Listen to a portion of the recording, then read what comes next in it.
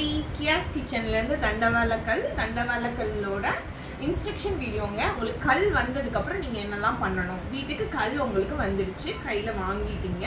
வாங்கினதுக்கப்புறம் first instruction, நல்லா கழுவிடுங்க கல்லை. நீங்கள் வீட்டில் என்ன டிஷ்வாஷ் யூஸ் பண்ணுறீங்களோ அதை யூஸ் பண்ணி கழுவலாம். ஸ்பான்ஸ் ஸ்க்ரப் தான் போடணும், கம்பி நார் போட்டு தேய்க்கக்கூடாது. First one. செகண்ட் பாயிண்ட் என்னென்னா, அப்போ அதுக்கப்புறம் என்ன பண்ணுறீங்கன்னா, கல்லை நல்லா வந்துட்டு அடுப்பில் வச்சுட்டு ஹை ஃப்ளேமில் வச்சு கல் சூடானதுக்கப்புறம் ஆயில் ஊற்றி, ஆயிலில் வந்துட்டு ஒரு பெரிய சைஸ் ஆனியன் எடுத்துக்கோங்க, நல்லா சாப் பண்ணிக்கோங்க. சாப் பண்ணி இந்த கோல்டன் ப்ரௌன் ஆற வரைக்கும் நல்லா ரோஸ்ட் பண்ணி எடுத்து தூர போட்டுருங்க.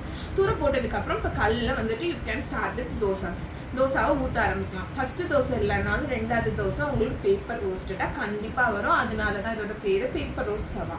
ஸோ அடுத்து இன்னொரு விஷயம் இம்பார்ட்டண்ட்டாக என்னென்னா, கல் நல்லா பழகி உங்களுக்கு வரதுக்கு பழகி ப்ரீ சீசன் பண்ணி தான் கொடுக்குறோம். அதில் வந்துட்டு உங்களுக்கு தின் லேயராக வந்துட்டு அது மேலேயே ஃபார்ம் ஆகும் நீங்கள் யூஸ் பண்ண ஆரம்பிக்கும் போது பண்ண. ஸோ அது வர வரைக்கும் என்ன பண்ணணும்னா, எண்ணெய் தடவி வைங்க, தண்ணி இருக்கக்கூடாது அதில்.